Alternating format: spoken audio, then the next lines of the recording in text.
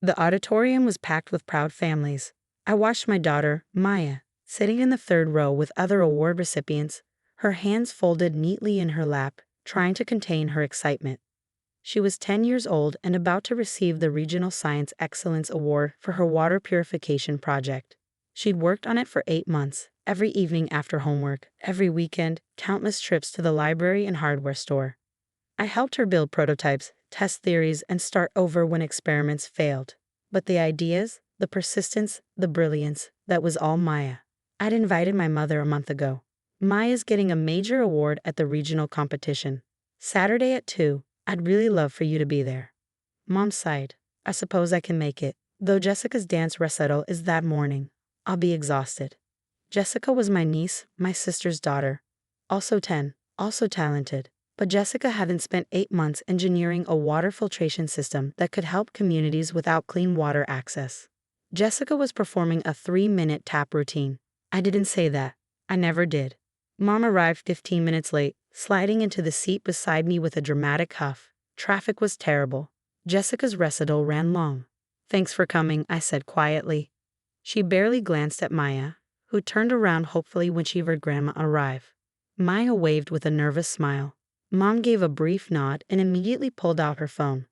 The ceremony began. They went through various categories: academic achievement, arts, community service. Maya sat perfectly still, her back straight, eyes forward. I knew she was nervous. She told me last night that she was afraid she'd trip walking up to the stage, or forget to say thank you, or do something embarrassing. You're going to be wonderful, I'd assured her. I'm so proud of you, no matter what. Do you think Grandma will be proud too? I'd hesitated. Of course, sweetheart. But even as I said it, I knew better. I'd spent 38 years watching my mother dole out conditional approval, watching her compare me to my sister and find me lacking. Now she was doing it to the next generation. Finally, they announced the Science Excellence category. This year's Regional Science Excellence Award goes to Maya Torres for her innovative approach to accessible water purification. Maya stood up, smoothing her dress nervously. She walked to the stage with careful, measured steps. No stumbling, no hesitation. Confident and poised. When she accepted the plaque, she said clearly into the microphone, "Thank you. I want to dedicate this to my mom, who helped me believe I could solve big problems." My throat tightened with pride. The audience applauded warmly. Maya walked back toward us, holding her award carefully, her face absolutely glowing with pride and accomplishment. That's when my mother said it. Not quietly, not under her breath. In a voice loud enough that the families sitting around us could clearly hear. Jessica should have won this. Her science project was much more creative. Maya had just reached our row. She froze mid-step, the plaque still clutched in her hands. Her smile didn't just fade, it shattered. I watched it happen in real time, watched confidence crumble into confusion, then hurt. She looked at me with eyes that asked a question no child should ever have to ask. Mommy, am I not good enough? Something inside me snapped. Not broke. It had been broken for years. But snapped, like a chain finally giving way under years of accumulated weight. I pulled Maya into a fierce hug, holding her tight against me. You're perfect, I said clearly, loudly enough that Mom would hear every single word. You're brilliant and hardworking and talented. And Grandma just forgot who pays her bills. Mom's head jerked up from her phone. Excuse me. I didn't respond. I just held my daughter, feeling her shake slightly as she tried not to cry in front of everyone. The ceremony ended 20 minutes later. I took Maya out for ice cream, just us. I told Mom to find her own way home. At the ice cream shop, Maya poked at her sundae without much enthusiasm. Did you mean what you said about paying Grandma's bills? Yes, I did. Why do you pay them if she's so mean? That's a very good question. I took a breath. And I think I just figured out the answer. I shouldn't. When we got home that evening, I opened my laptop. I pulled up 8 years of bank statements, 8 years of automatic transfers to my mother. The electricity bill, $180 a month. Every month since she'd called crying about how she couldn't afford it on her fixed income.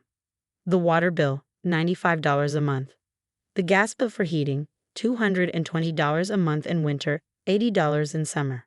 Her car insurance, $165 a month. Per cell phone, $85 a month. Groceries. I'd started sending her $400 a month 3 years ago when she said she was choosing between food and medicine.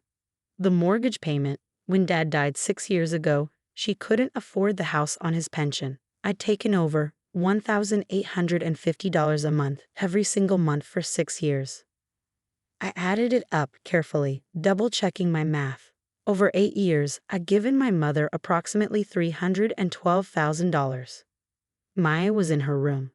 I made the calls. Electric company, canceled automatic payment, change effective in 3 days. Gas company, canceled. Water company, canceled. Car insurance, canceled.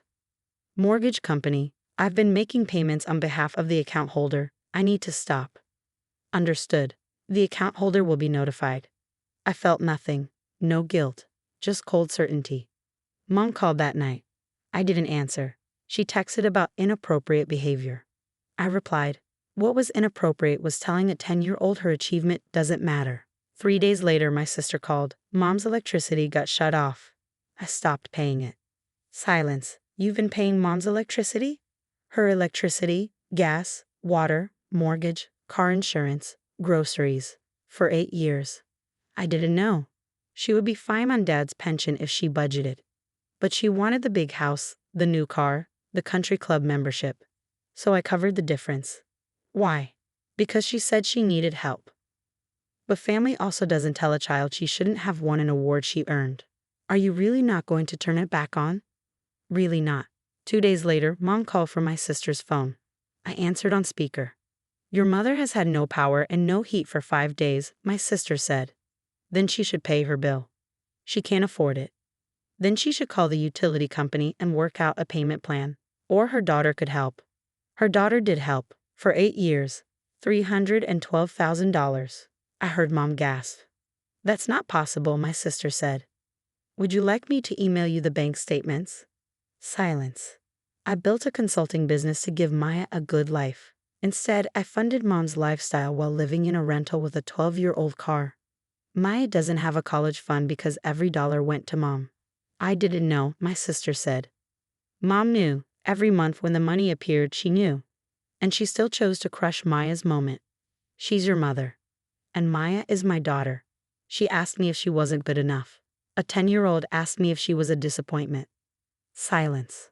I'm not turning it back on. Mom is 68, healthy, and capable of working part-time or selling that house.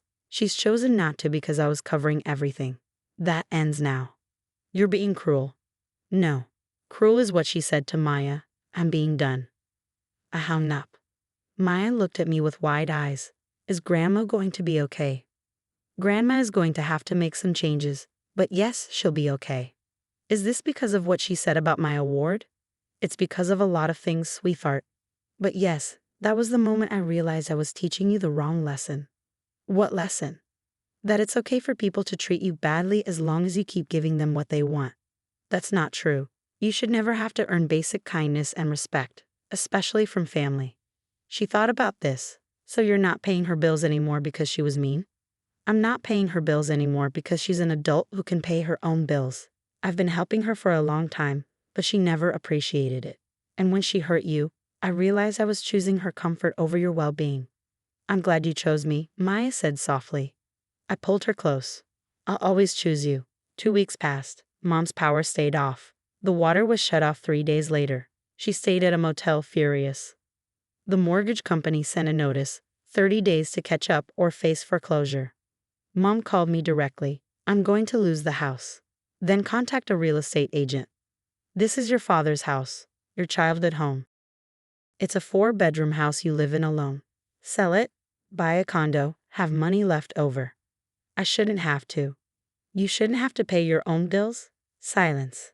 Did you think the money was magic? I thought you were helping because you love me. Love means showing up. It means celebrating your granddaughter instead of tearing her down. I'm your mother. And Maya is your granddaughter. The first words out of your mouth when she won a major award were that someone else deserved it more. Do you have any idea what that did to her? For the first time, Mom was quiet. She cried that night. I continued. She asked me if she wasn't smart enough, if she'd done something wrong, if her project wasn't good enough. A child who spent 8 months working on something meaningful asked me if she was a disappointment because her grandmother couldn't be happy for her. I didn't mean, yes, you did. You meant to remind her that Jessica is your favorite, just like you reminded me my whole life that my sister was yours. But here's the difference. I'm not going to let you do to Maya what you did to me. What did I do to you? I almost laughed. You have no idea, do you?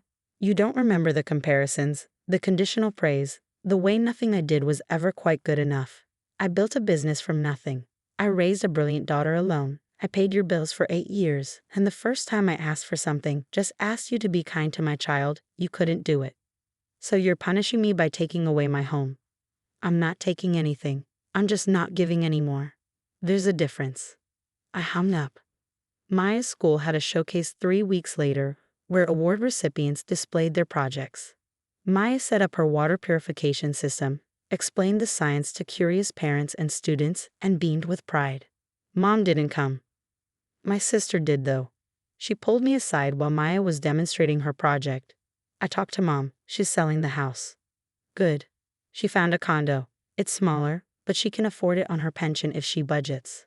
That's what she should have done years ago. My sister looked at me.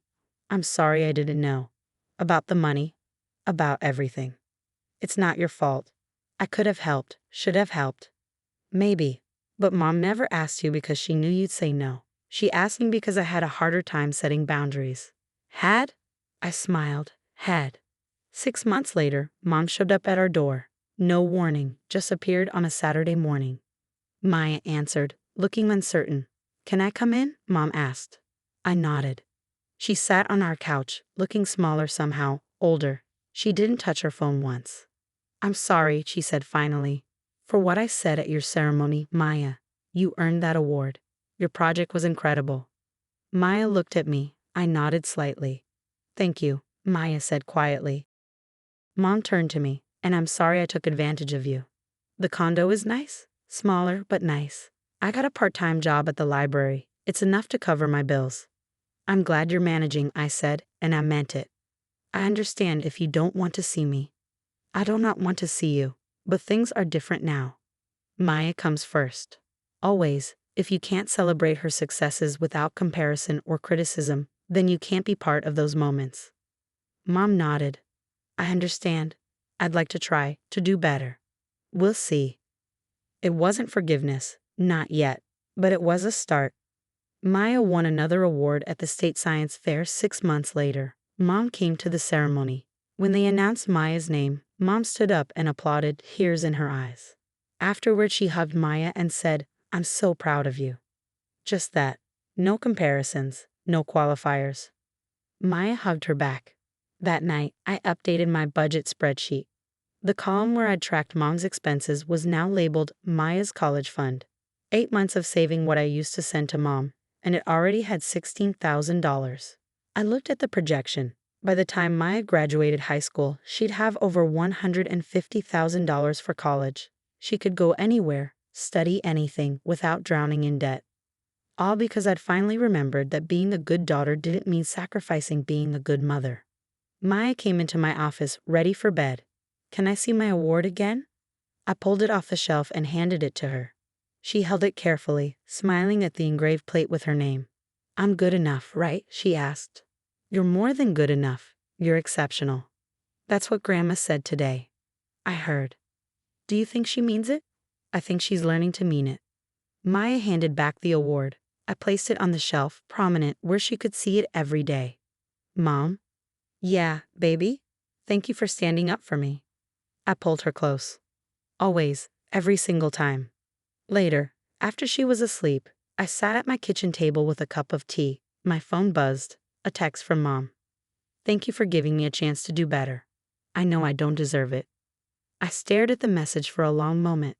Then I replied, we all deserve chances to grow. But actions matter more than words. I know, I'm trying. That's all I ask. I set down my phone and looked around my small rental house. It wasn't big or fancy, but it was ours. And for the first time in 8 years, every dollar I earned stayed with us, building our future, securing Maya's dreams. My electricity was on. My daughter was thriving, and I finally learned that sometimes the best thing you can do for the people you love is stop enabling the ones who hurt them. The award still sat on the shelf, gleaming in the lamplight. Maya had earned it, and I'd earned the right to protect it, and her, from anyone who tried to diminish it.